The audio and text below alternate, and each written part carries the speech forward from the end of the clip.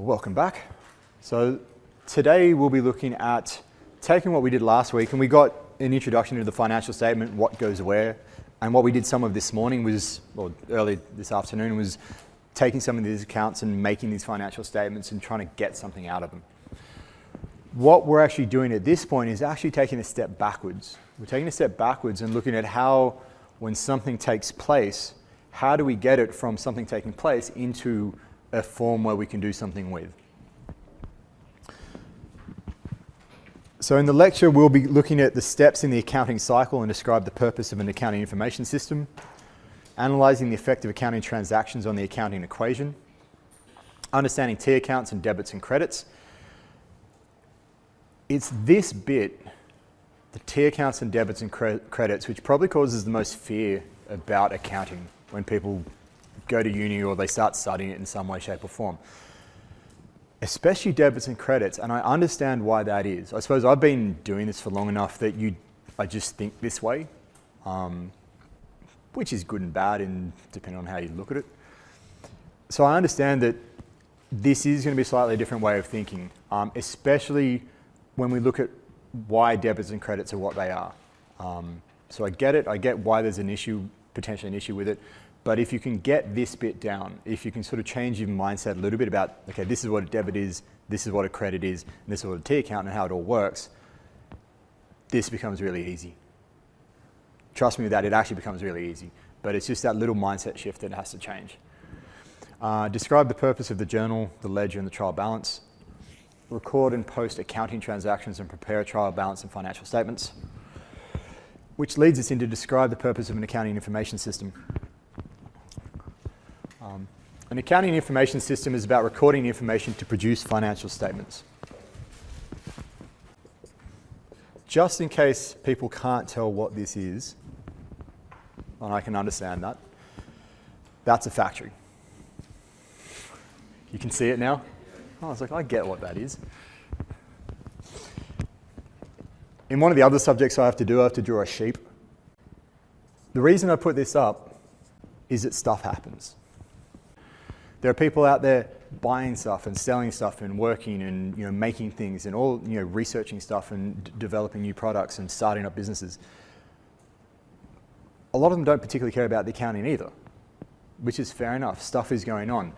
What we're looking at here is how we get from this going on, where things just happen day to day, month to month, so on. And we end up in a situation where we end up with a whole bunch of financial statements. Your income statement, your profit, your income statement, your balance sheet, your changes in equity, your cash flow statement, all the notes that attach to it, all the rest of it. That's what we're going to do today. We're going to go from this, with things going on, and we're going to track through and get some financial statements out of that. Now, the process becomes a lot more complex than what we're going to go through today. It'll get a little bit more complex next week, but realistically, this stuff, when you start loading in some of the crazy financial instruments that the banks and the insurance companies are dealing with, when you're dealing with some of the other stuff that goes out in reality, there's a huge amount of complexity in getting from this going on to this going on. But the process and the idea is the same. So that's what we're going to do. We're going to actually see how we get from here to there. That first step, something happens. We have a journal, whatever it is. So the first step on that process is something goes on. We have to then create an entry for that. That means we have to understand what is going on. We have to understand the economics of this event. So understanding, actually, the thing is, some people when they come to doing accounting just try to focus on just remembering, which account does what. If you actually take a step back and try to understand the actual thing which is going on, if you understand this bit and understand the accounting ideas, this becomes simple. So actually understanding this bit becomes really important. What is the economics of it? And then you could track through how that gets modeled, because this is what it is. It's a model of reality. We journal and post these transactions. So we then have our various T accounts account A, account B, we have $1 over here and $1 over here. So we go from here, we create this. From here, we go into that phase.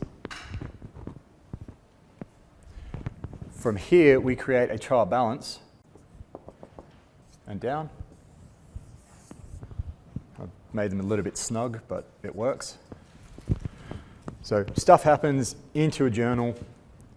We take these and we post them in the T accounts. We take these and we'll get a balance. We take this number and we put them in here. And then this number is what you guys were just doing over the last hour or so, is taking the balance from that account and putting it into the financial statements. So that's prepare a trial balance. I've jumped ahead a little bit. What we will do next week is there's actually a bit of fiddling around once we create a trial balance. We won't do that fiddling around today. We'll do that next week. So once we get to here, we do some adjustments and closing entries, and then we get to the financial statements.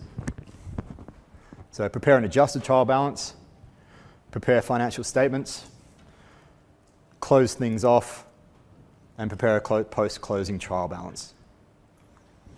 So we're kind of ignoring the fiddly bit and leaving that to next week. We're just flowing through until we get some basic financial statements out of it. So that's the idea. On the face of that, does that seem, we haven't gone through the mechanics yet.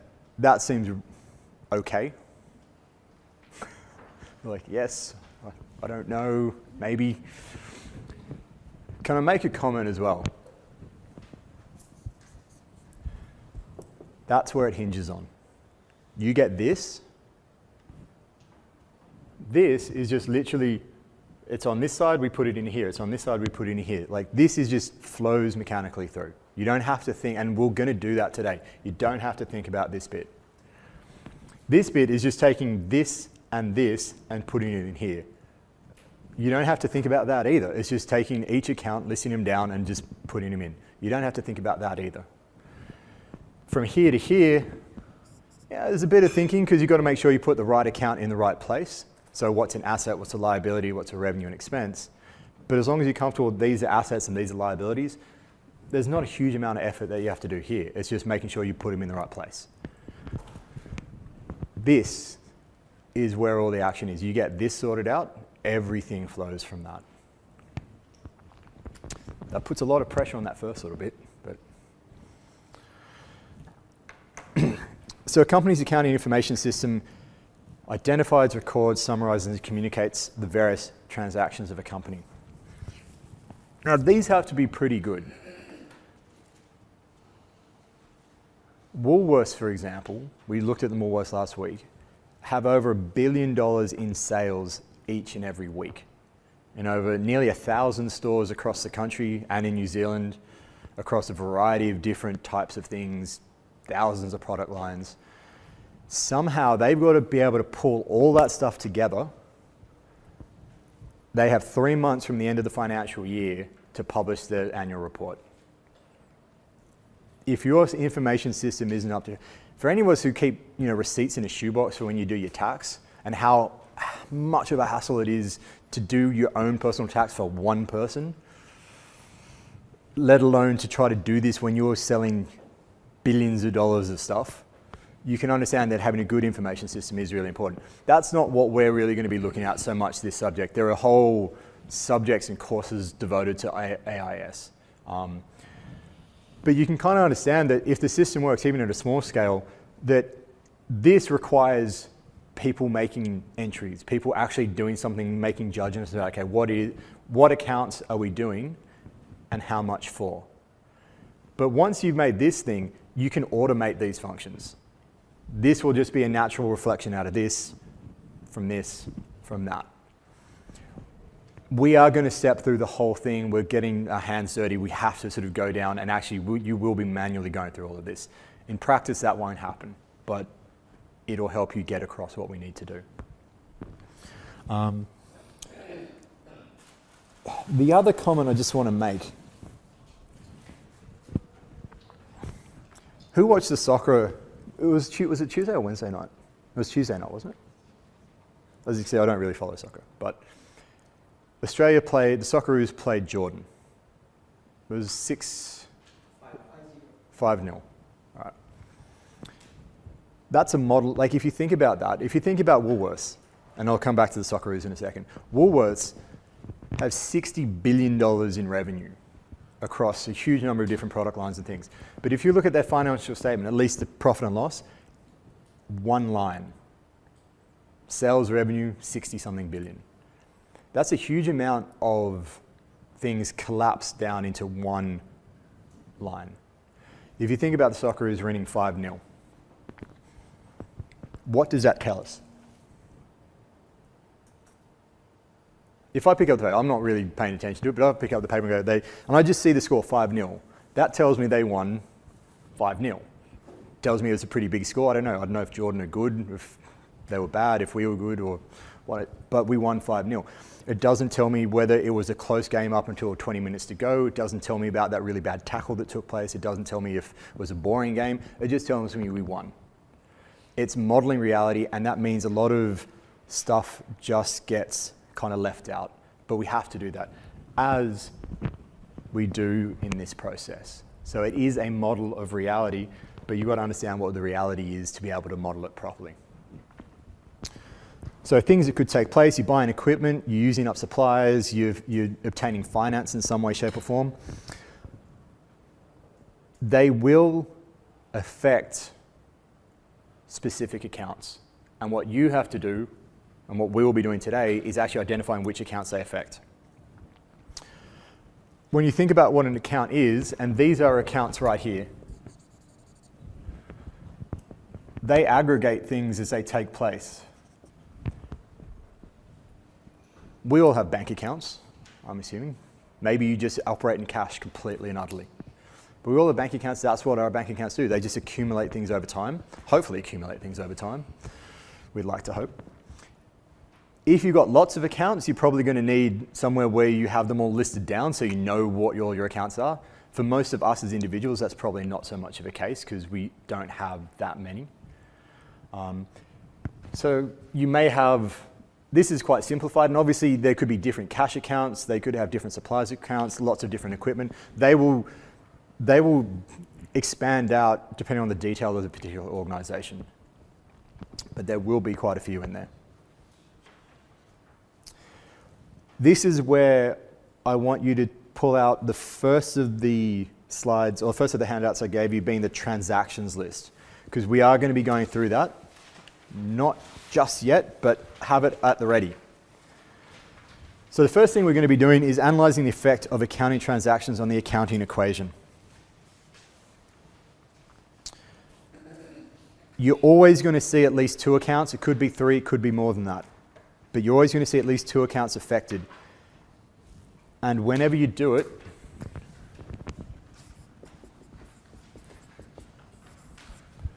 assets equals liabilities plus equity. That's got to stay solid.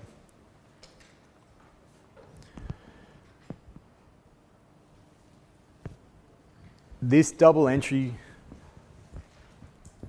and we haven't got to the debits and credits yet, but you always record it in at least two places. And this was, if you read through the section on the reckoning, this is the innovation the Italians had. Because accounting had been done for not millions of years, what am I talking about? For thousands of years. The earliest writings were accounting. So I mean, accounting has been part of human history in one way, shape or form for pretty much ever. At least since written times. But it was the Italians who changed things up, and they created this sort of twin aspect to it, sort of where we got stuff from and what we did with it. So everything kind of matches up well. And it's been a really important, if you read, probably not during session, but if you want to read the reckoning, and there's another book I'm reading at the moment which I'll put information up, which is also quite interesting. You'll see how important it has been to economic advances over the last 500, 600, 700 years. We don't need to go that far. So at this point, what I want you to do, as I said, I'm not going to go through every slide. As you've seen, I've just skipped a whole bunch.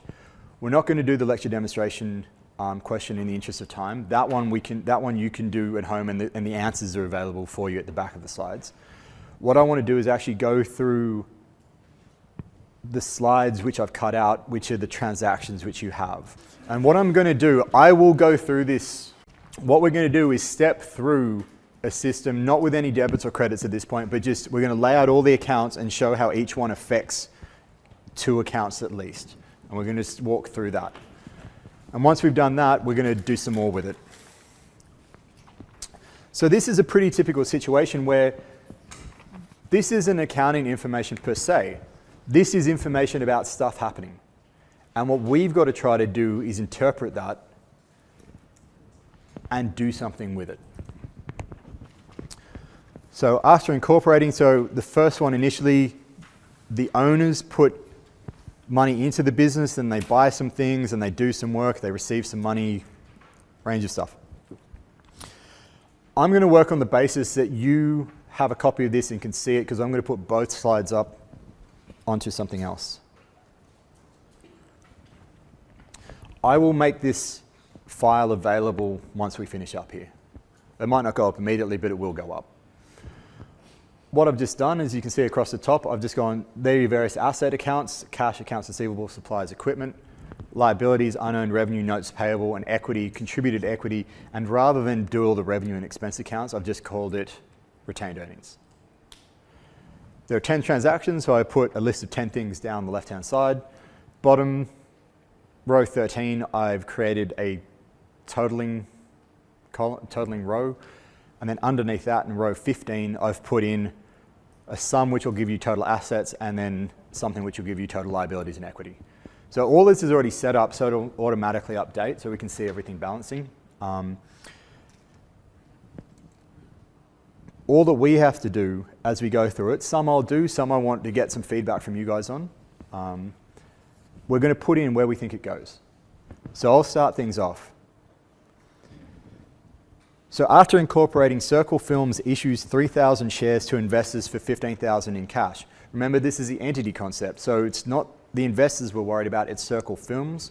So Circle Films now has $15,000 more, and they have $15,000 in contributed equity. What I might do down here somewhere is equal.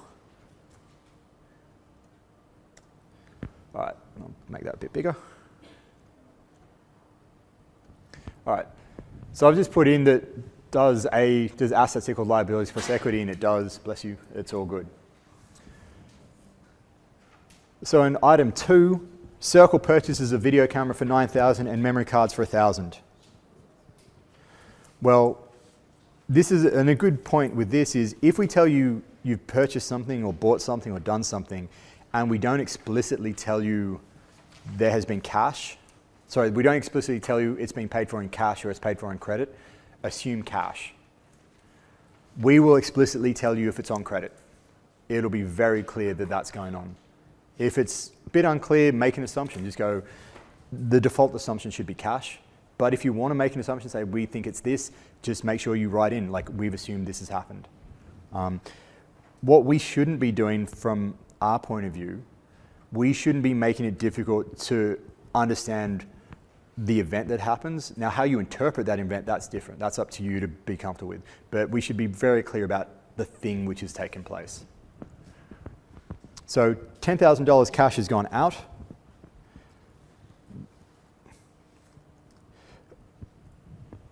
We are just calling the memory card supplies. Arguably, you could call them equipment, but you know, we're going to call them supplies. We're going to say they're a little bit more consumable than a camera. So you can see with that one, we still have everything balancing. We still have the left side equaling the right side. And you can see in that second set of transaction, or second transaction, that nothing happened in the liabilities and equity side.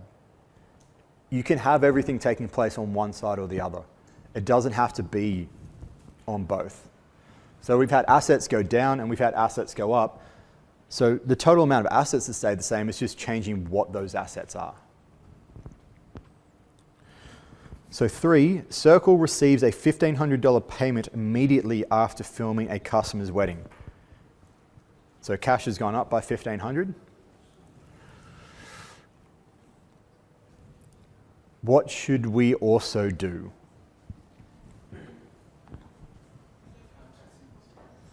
Okay.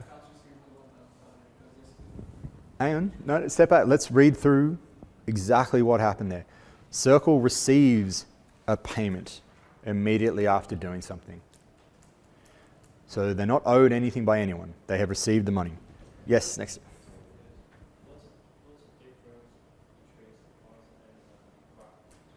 Supplies and equipment. I would say, well, equipment's much more non-current. So equipment's something you're going to use repeatedly. Supplies would be much more something that is a consumable, something that you use up in the course of business. So I think we're making an assumption here. It may not be a valid one. This is just how we've read it, that the SD cards or whatever they are a little bit more consumable and will get used up, which is not necessarily the case. I could see how it get... What's that? It's not based on value, no. It's based on how you're likely to use the thing. Like it could be called equipment as well. The first time I ever saw this example, I actually thought it should have been equipment. But given that in the slides it's that, let's just call it supplies. And the thing is, supplies, for what our purposes is right now, it's an asset, so it actually doesn't really change the balance sheet all that much. So it's not going to be account receivable for this job. We've received the money. So what's the other part of this that's taken place? Yeah, it's retained earnings. Why is it retained earnings? Yeah, no, that's the critical bit. It's not the money. It's actually not the money in the bank, which is important. It's we've done something. That's the critical bit. So they've done a job. That's the important bit. Circle receives a $2,000 deposit from a customer to film her parents' 50th wedding anniversary. So money's come in. So in that case, same sort of idea as the one above. Question to you, do we do the same thing?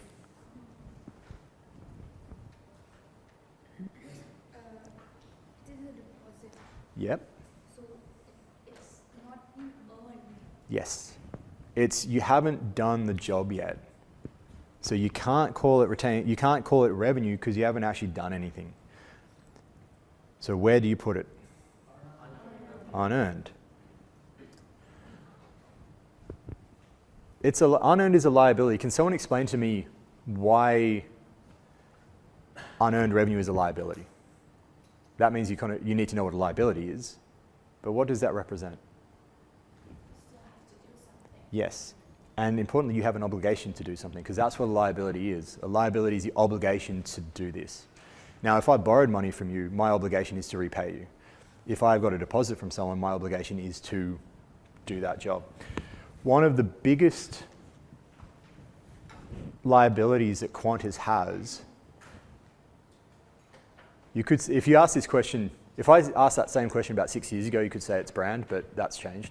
But if you ask for the biggest liability Qantas has is unearned revenue. If you go to the balance sheet, unearned revenue, and why is that the case? People book trips for the future. You pay up front. Who has ever paid for a flight after you've taken it? It just doesn't happen. All the trips are paid for up front, which means, and if you go to note 1, it's either note 1 or note 2 for Qantas, and see what it says about how they record revenue, they'll tell you when that happens. Actually, on a complete aside, this is something I reckon you guys should go off and do. Question to you.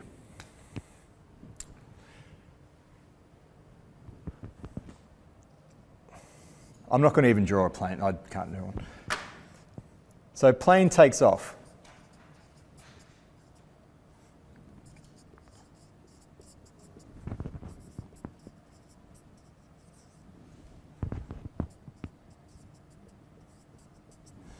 You've paid for a trip. Do you think you record the revenue, or Qantas record the revenue when the plane takes off, when it's in flight, or when it lands? I don't know. I mean, but it's an interesting question. It becomes even more interesting where, what happens if that plane is in the air across the financial year end? Anyway, just throwing that out there. But if you go to their notes, you can actually tell, like I've read it before and I've forgotten, but I know it tells you when on those points in time they will record revenue. So you can actually find that out if you want. 5, Circle paid $250 in cash to run an ad in the local paper.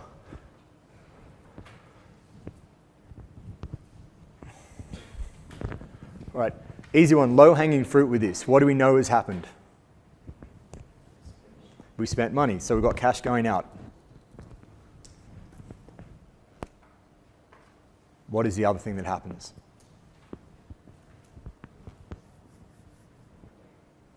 You spend money on advertising. That is likely to be,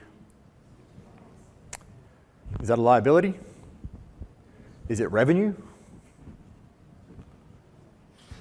You guys know what it is?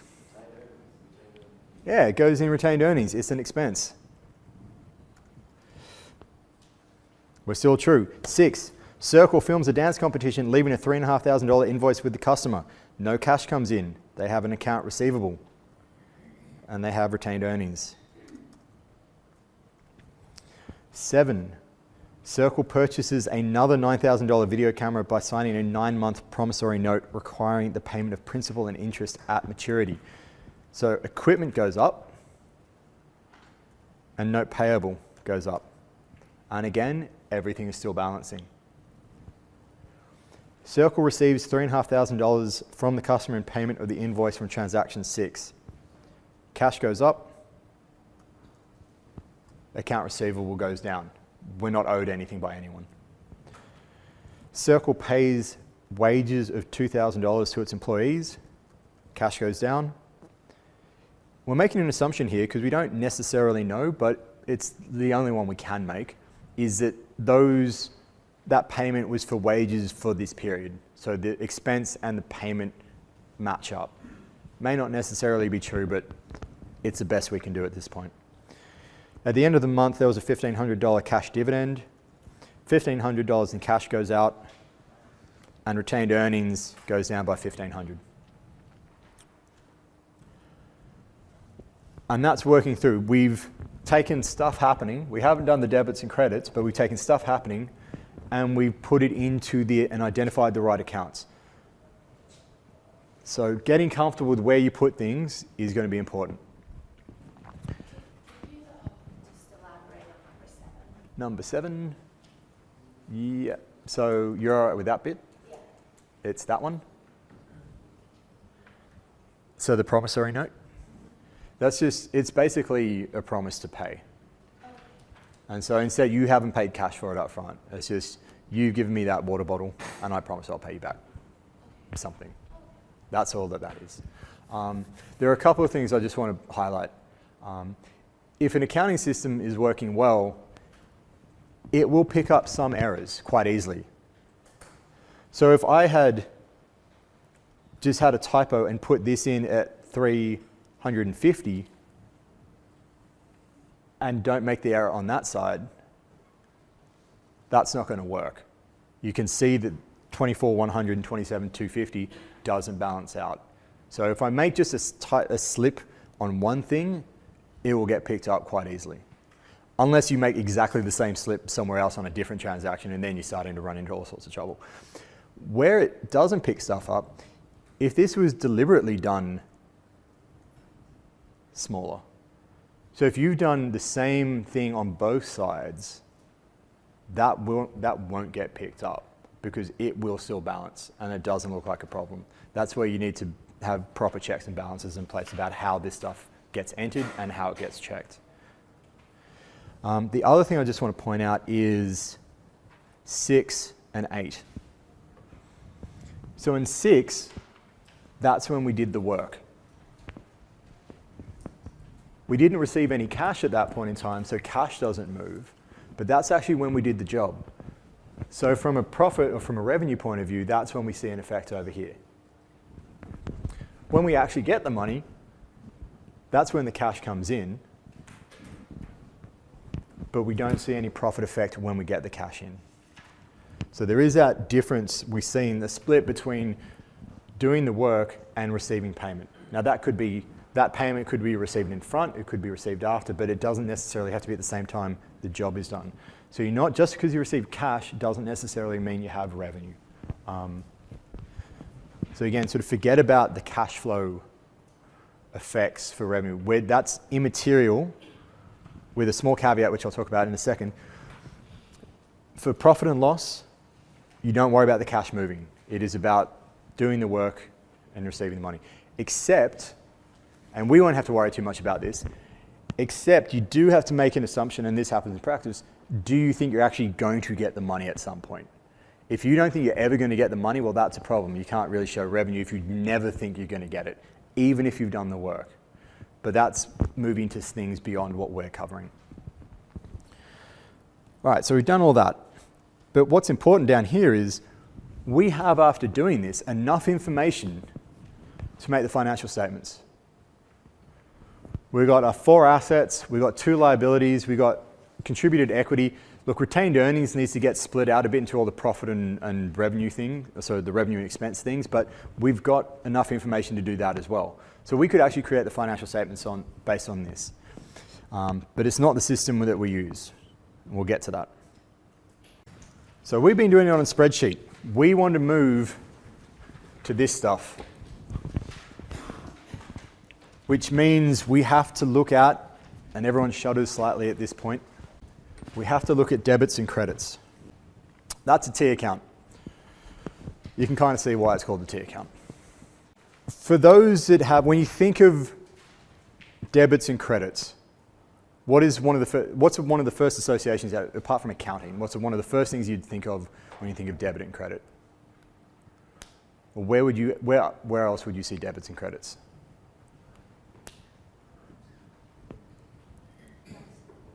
A bit louder? Yeah, in your bank statement. You'll have debits or credits on your bank statement. What do we prefer to see our bank statement? So we're not talking credit cards and stuff, but actual, like, where our income goes in. What do we prefer to see our account in? Do we prefer to see it in debit or in credit? In credit. And that is the reason everyone has such a hard time with what I'm about to talk about. Because the way that works to the way that we do it is flipped.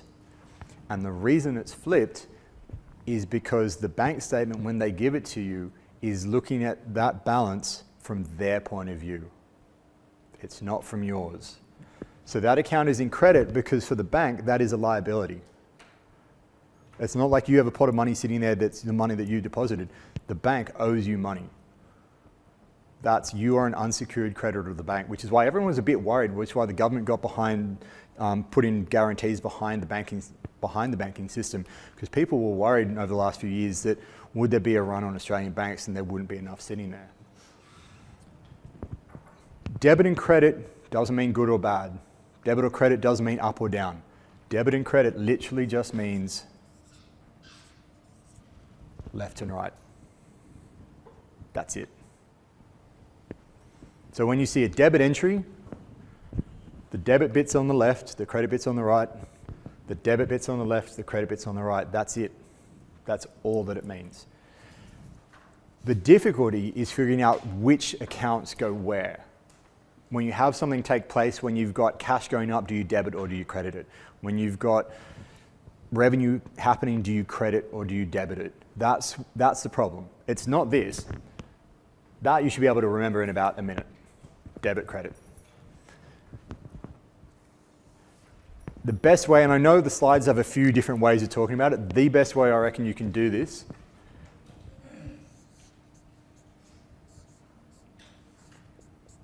is overlay the accounting equation on that. Assets on the left, liabilities and equity on the right. And I've set it up like this so that when you think of an account increasing, you look at how it sits within that framework. So if you've got an asset increasing, it's on the left-hand side, you debit that asset. If you have a liability or equity increasing, you credit that liability or equity. That's the best way to conceptualize it. So assets on the left, you debit it, liabilities and equity. So if it increases, that's what you do, which means for decreases,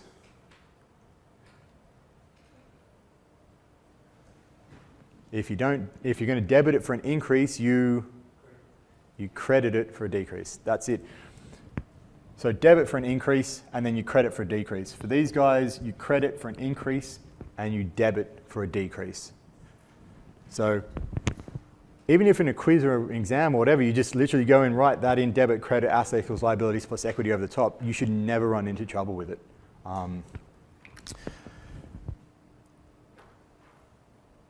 There's two other accounts we need to think about that then cause a bit of trouble. And I think we do have them down there. How do we deal with revenues and expenses? And the best way to think about that is, how do they affect equity?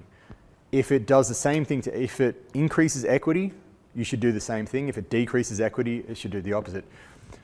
So revenues increase equity. So revenues are a credit as well. Expenses decrease equity. So they do the opposite. And so you debit expenses. So as equity increases, you credit it. Revenue helps increase equity, you credit it. That's the best way to think about it. A really quick rule of thumb, I know, look, there's this huge table here, which personally, especially because if you look at it, 4 of the 5 or 4 of the 6 letters are exactly the same. Like, you can't actually eyeball that and make much of it.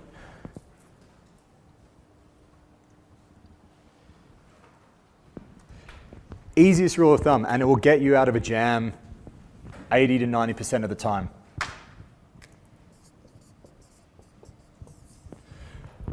Remember what you have to do with cash. And in some ways it's the hardest one, because we're used to when you have cash coming into your account, you credit it, because that's what happens with our bank accounts.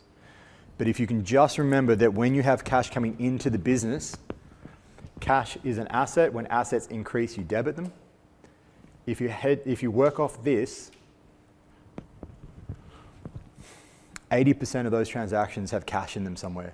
So you're going to have half the entry anyway. And then you just got to try to figure out what account name you put in the rest. So it's a really easy hack for this sort of work, is just remember what you do with cash and everything else flows out. The formal approach for recording transaction journal entries, like this. Debit something, account A, credit something, account B, the amount. I gave you a second handout with journal entries on them. Can you pull that out now? I'm going to do something with the first one. I'll show you our first couple, and then I want you guys to do the rest. So you actually already have the journal entries there. So it shouldn't be too much of a bother. So what I've got here, I've actually already done the journal entries. So you can see them up here. I'll see if I can hunt around and find what I'm looking for, which I can't.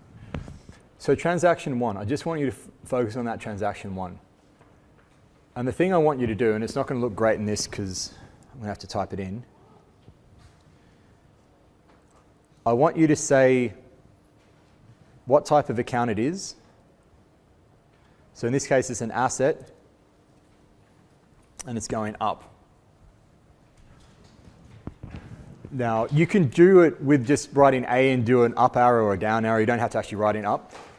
But before you get started, I'm just going to do 1. I'm going to do 1 and 2. I want to make a couple of comments about 1 and 2, and then I'll let you guys loose for 5 minutes or so. So that's an asset. It's going up. That's an equity, and it's going up. Equipment is an asset going up. Supplies is an asset going up. Cash is an asset going down. So based on that, if we look at transaction 1 in isolation, we have an asset. When an asset goes up, you debit it. So we debit cash. When we have equity going up, we credit it. So we credit contributed equity. Now, a couple of comments about how you format this is important as much as anything about formatting is important. You don't necessarily need to have the debit or credit in front. If you want to put it in there, I often, when I'm writing stuff, will often do it. I don't know why I didn't do it there, but you will see it sometimes with it, you'll see it sometimes without. It doesn't, up to you which way. I probably actually prefer putting the debit or credit in front. It makes it very clear what you're doing. Have an indent and you can see it here, there have been 2 spaces to credits. So always with a credit, with the account name, always indent it. It doesn't have to be completely in another column. It can shift underneath, but always have it indented slightly. Never have it flush. The 2 columns on the right, this is where you don't indent them. You have a column for debits and a column for credits. Column for debits, column for credits. We've given you the number, so there's not actually too much in terms of calculating the number. That will change, but we've given you this information. So if you get stuck and you don't know what to do, well, I know cash has gone into the business, so I know I debit cash. I know it's $15,000. I put in $15,000 here. I put in $15,000 here. Of the 4 points of entry, I've got 3 of them. And I know I need a credit, and I'm not too sure what that is. If you really get stuck, just leave it, or just make up something, put it in. But at least it gets you most of the way. It's good to have some sort of transaction ID or reference, because you can imagine, if you've got a company with thousands of transactions a day, you need to be able to cross-check and go back to them if you need to. So something in there is going to be useful. With this set of entries, we have an asset going up, so it's a debit, an asset going up, so it's a debit, and an asset going down, so it's a credit. You don't have to put all of these into one. You could have 2 separate entries, being equipment 9, cash 9, what's the other one? Supplies 1, cash 1. So you can break them out if you want. If they look like they could go together, they make sense to go together like that, because that seems to be from the same purchase, put them together. I wouldn't put 3 and 4 in the same transaction, because even though they're both cash coming in, I wouldn't net those out, because those are 2 separate things going on. So put them together if it makes sense to put them together. That's actually about it in terms of my comments. So what I just want you to do is, so the next to the account, so if it was cash and it was going up, just have, it's cash and it's going up, that sort of thing. Go through each one of them. So for 3 down to 10, just go through each one of them quickly. You don't have, try not to think about it too much. Just go, this is an asset, this is a liability, whatever it is, and it's going up or down. And then think about it, being at debit or credit as well, but think about that. All right. So let's start just stepping through this quickly. So cash, it's asset and it's going up, so which is why we've debited the asset. Service revenue is it's equity. Let's actually, I don't know we were doing it as equity before. Let's start to break down equity into, are they revenues and expenses? So I mean, it is going to affect equity 100%, but let's start to sort of go down to, okay, what type of equity and what sort of thing is it? It's going to be revenue, and it's going up, which is why it's credited, which is what we see up there. Cash, asset, and it's up, which is why we debit the asset. Unearned revenue is a liability, and it's going up, which is why we credit the liability. Advertising expense is, it's equity, yep, and if we then break it down to what type of thing it is, it's an expense, and it's going up. So yeah, it's going up, which is a debit for expenses. So you can see with expenses reduce equity, so we have a debit when they take place. And you can see how that links with the next part of it. So if you've got cash, cash is a asset and it's going down. So cash is an asset going down, so when cash is going down, it's being credited. And so that actually links really nicely, which is the whole purpose of it, with when you have an expense. When you incur an expense, you see a debit on the expense. And when that happens, you've got to credit something. You can either credit an asset being depleted, so cash in this case, or you could credit some sort of liability because you haven't paid for that thing yet. So you've used up some advertising and you are yet to pay them. You would have a liability increasing, which would be a credit. So you see how it works, starts to work together. When we have accounts receivable, these are assets and they're going up. When we have service revenue, it's equity, and the type of equity is it's revenue and it's going up. So yep, so revenue when it happens is a credit. Equipment is asset and it's going up. Notes payable are liabilities going up. Cash is an asset and it's going up, so you debit cash. Accounts receivable it's an asset and it's going down. It's a credit. So when you have an asset and it's decreasing because they've paid you back, they don't owe you anything anymore, it goes down.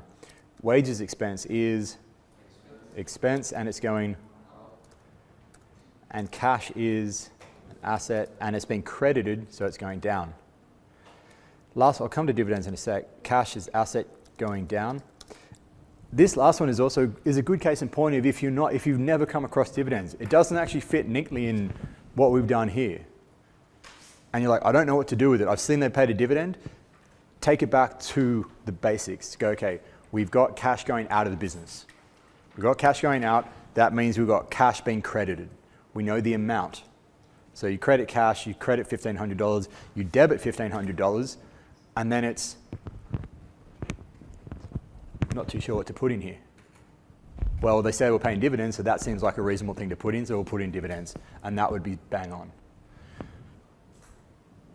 And the reason why it's a dividend, because dividend reduces your equity, because you're actually taking equity and giving, and it's going back to the owners. So in this case, if we call it equity, and equity is going down, when equity goes up, it's a credit. When equity goes down, it's a debit. So it also makes consistent sense. Now, one of the reasons I got you to do that rather than me just go through it all is there is just a point of going through this stuff that has to take place. And I understand this is the first time you've gone through it. So it may have been something that was trickier than you'd like it to be, you weren't too sure about things, and that's fine. This is the first time you've gone through it. But it's one of those things where you just need to practice it, do it, get comfortable with what goes where. It is going to be somewhat mechanical. You know, it's just one of those things that you've got to just get used to how things flow together. But what happens, as we'll see over the next couple of weeks, some really interesting things start to come out of it, because this is how some of the accounting fudges that take place happen. And I'll just point out how one of these things can take place. And I'm going to use one of these. I'm going to use number 5. Historically, this has actually got precedence. And I think my namesake actually tried to get this through back in the 80s, or this idea. So we've had advertising expense paid for.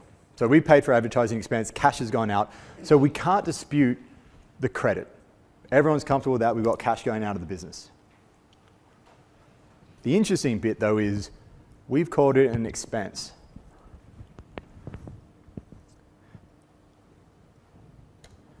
What happens if we just classified it as something different?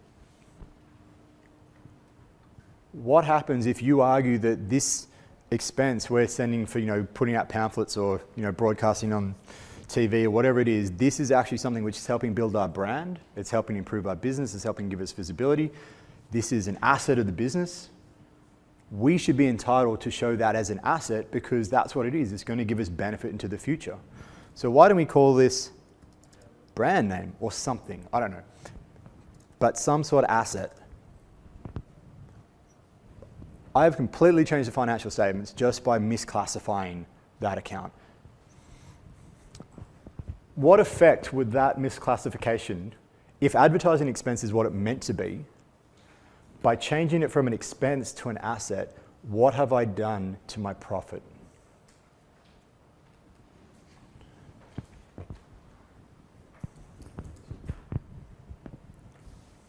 I don't necessarily need the actual total profit at this point.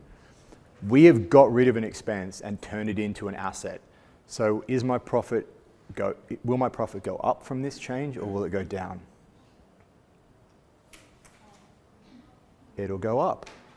I've just, in the stroke of a pen, got rid of $250 worth of expense and turned it into an asset. That will affect my bottom line positively. That will make investors look more favorably upon me. If I have bonuses and targets that I'm meant to reach, that will make them much more, that's going to be really bad English. It will make them much easier to reach. That may mean that I get more money in my pocket.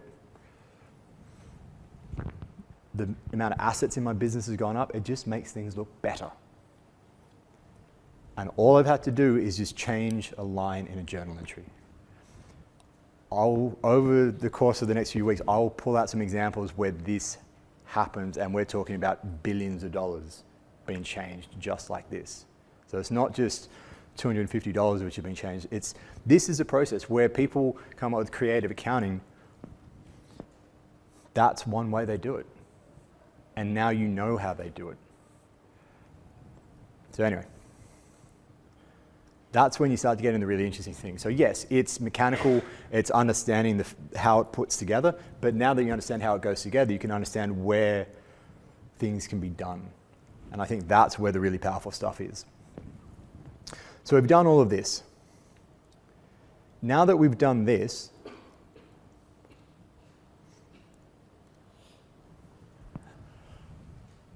and I won't go back to the slides, but the next bit of the slides they talk about, we do these, and this bit is called posting. So we take all of this information, and we drop it into the T accounts. Now, this is really easy, this bit. I want you to draw up 11. Just draw up 11 T's, and all you have to do is literally just go and just write a summary kind of title over the top of it. So something like that. I'll do the first few, and then I want you to continue on with this process. We have our set of entries. This is doing this bit. As I said, this is the hard bit. You get this bit done, you do those journal entries, you get them in whatever order they need to be. Hopefully you got the numbers right, hopefully you got the accounts right. You don't have to think for the next bit. And realistically, this would be automated. You wouldn't have to actually have someone then manually put in across. You can set it up so it just automatically suck in, but we are going to step through it manually here.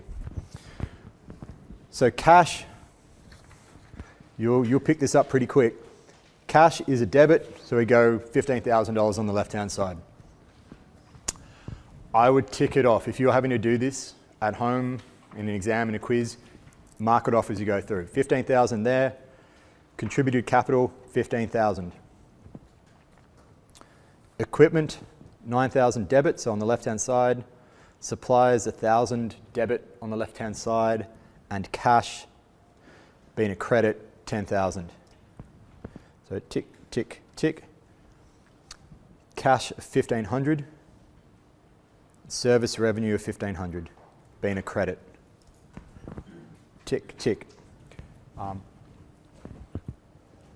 Comment with the way, before I let you loose on this, if you're doing this, it's much better if you just work sequentially down the list. Don't try to find, okay, I'm going to do all the cash ones and cherry pick them and then put them in. Just go down the list, put them where they need to be, and tick them off as you do them. I haven't had to think at all about what I've just done. It's just that account, it's on the left, that account's on the right, that's it. When you're finishing off, draw a line under at the bottom of the account and then total it up and just put in a total being whichever side is larger and put in the net amount. So if you've got like 10 grand and 6 grand on the debit and credit, 4,000 goes on the debit. So whichever side is the bigger side, put the net amount under that side. Alrighty. I know people may be at slightly different stages of finishing, but in the interest of time, so cash, number 4, cash and unearned. Debit cash 15, no, sorry, debit cash 2,000. Credit unearned, where is it? 2,000. Tick it off. Advertising expense 250 debit. 250, and that would be cash going out of 250. So we credit cash. Account receivable 3,500. Service revenue 3,500.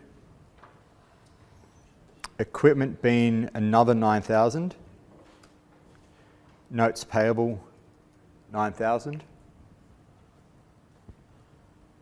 Cash being received off account, so $3,500 there, and that going down by 3,500.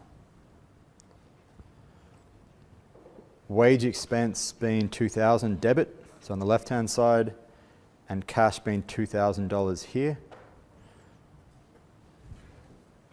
And dividends being $1,500 debit, and cash being $1,500 credit.